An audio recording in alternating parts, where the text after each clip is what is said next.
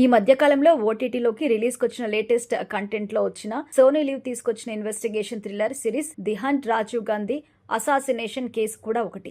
దేశ దివంగత ప్రధాని రాజీవ్ గాంధీ హత్య కేసుపై తెరకెక్కిన ఈ సిరీస్ ఎలా ఉందో ఒకసారి చూద్దాం. కథ విషయానికొస్తే అది 1991 సంవత్సరం మే 21న రాత్రి ఒక పొలిటికల్ మీటింగ్ నిమిత్తం అప్పటి ప్రధాని రాజీవ్ గాంధీ తమిళనాడుకు చెందిన శ్రీ పెరంబదూర్ గ్రామంలో హాజరైన టైంలో అక్కడ మానవ బాంబుతో ఆయన్ని హతమార్చక ఈ కేసు దేశ భద్రతా దళానికి సవాల్గా మారింది. ఎట్టి పరిస్థితుల్లో దీని వెనుక ఉన్నది ఎవరు అనేది కనిపెట్టి తీరాలి. ఇందులో భాగంగా స్పెషల్ ఇన్వెస్టిగేషన్ టీం ని నియమిస్తే దానికి హెడ్ గా హైదరాబాద్ కి చెందిన special officer doctor Karthikeyan IGP అంటే అమిత్ సియల్ నియమించబడతారు. ఇక్కడ నుంచి తన టీం ఆమోద్ కాంత్, రాధా వినోద్ రాజు, అమిత్ శర్మ, డిఎస్పీ రఘుమొత్తంతో మొదలు పెడతారు. ఇందులో శ్రీలంకన్ తమిళన్ అనే లిబరేషన్ టైగర్స్ ఆఫ్ తమిళ ఈలంలో కీలక లీడర్ శివరాసన్ కూడా ప్రధాన నిందితునిగా ఉంటాడు.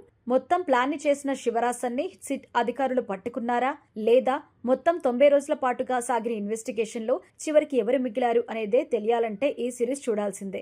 ఈ సిరీస్ ప్లస్ పాయింట్స్ విషయానికి వస్తే డెఫినెట్ గా మేకర్స్ నుంచి ఇది ఒక హానెస్ట్ అటెంప్ట్ అని కూడా చెప్పాలి. మేకర్స్ ప్రతి చిన్న డీటెయిల్ ని చూపించే ప్రయత్నం చేశారు. రాజీవ్ గాంధీ లాంటి వ్యక్తిని పక్కాగా పన్నాగం చేసి చంపడం, అందుకు వేసిన హోంవర్క్ ఏంటి, ఈ అంతటి వెనుక ఉన్నది ఎవరు, వారిని పట్టుకునే టైంలో సిట్ అధికారులకు ఎదురైన సవాళ్లేంటి అనేది నీట్ గా తీసుకెళ్లారు. అలాగే అక్కడక్కడ కొన్ని సన్నివేశాలు మంచి ఇంట్రెస్టింగ్ గా ఉంటాయి. ఇంకా 4వ ఎపిసోడ్ నుంచి కథనం మరింత ఇంట్రెస్ట్ గా ఉంటుంది. ఇది 6వ ఎపిసోడ్ వరకు సాగుతుంది. ఇంకా చివరి ఎపిసోడ్ కి కూడా మంచి మార్కులు ఇవ్వచ్చు. తర్వాత ఏం జరుగుతుంది అనే ఆసక్తి కూడా కలిగిస్తోంది. ఇక సిరీస్ లో నటీనటులు కూడా అంతా సాలిడ్ గా పర్ఫార్మెన్స్ ఇచ్చారు. దానిష్ ఇక్బాల్, గిరీష్ శర్మ, షాహిల్ వైడ్లు సిన్సియర్ ఆఫీసర్స్ గా పనిచేశారు. అలాగే రాజీవ్ గాంధీ హత్యకి కారణమైన శివరాసన్ నటుడు షఫీక్ ముస్తాఫా తనలోని విలనిజాన్ని కూడా అద్భుతంగా చూపించారు. మైనస్ పాయింట్స్ విషయానికి వస్తే ఈ సిరీస్ ఒక మంచి అటెంప్ట్ అయినప్పటికీ చూసే వీక్షకుల సహనాన్ని అయితే పరీక్షించక మానదు. కొన్ని చోట్ల ఓకే కానీ మిగతా కథనం అంతా చాలా అలా సాగుతూ ఉన్నట్టుగా అనిపిస్తుంది. కొన్ని ఎపిసోడ్స్ మాత్రం చాలా స్లోగా ఉంటాయి. అయితే ఇందులో కథనం ఈ డిమాండ్ చేసి ఉండొచ్చు, కానీ దీన్ని కొంచెం ఫాస్ట్ గా నడిపించాల్సింది కూడా అనిపిస్తుంది. అయితే ఇదంతా కొంతవరకు ఓకే కానీ వీటిని ఇంకా ఎక్కువ డీటెయిలింగ్ గా సాగదీతగా కొనసాగించడం మాత్రం సహనానికి పరీక్ష అని కూడా చెప్పొచ్చు. ఇక వీటితో పాటుగా సిరీస్ ముగింపు కూడా ఖచ్చితంగా అందరికి రుచించకపోవచ్చు.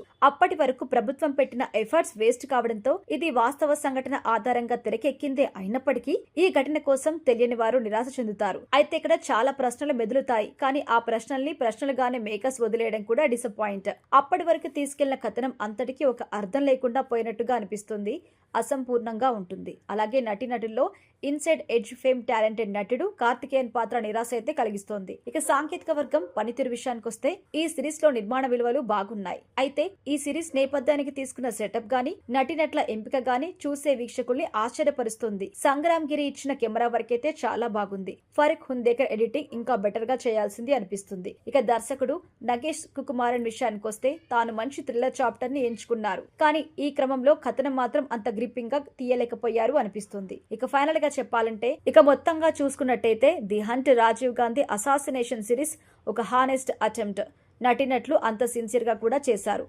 అయితే దర్శకుడు కథనాన్ని తల్లివేరు నుంచి చెట్టు చిగురు మూలం వరకు తెరకెక్కించే ప్రయత్నం మాత్రం స్లోగా ఉంటుంది. వీటితో కొన్ని చోట్ల వరకు ఓకే గానీ మిగతా కథనం మాత్రం చాలా స్లోగా అనిపిస్తుంది. అలాగే క్లైమాక్స్ కూడా అందరికీ కనెక్ట్ కాకపోవచ్చు. ఇవన్నీ పక్కన పెడితే దేశాన్ని కుదిపేసిన ఒక నిజమైన సంఘటన, దాని వెనుక ఏం జరిగింది అనేవి తెలుసుకోవాలి అనుకునే వారు మాత్రం చాలా తక్కువ అంచనాలు, ఎక్కువ ఓపికను పెట్టుకుని మాత్రం ట్రై చేస్తే చాలా మంచిది ఈ సిరీస్.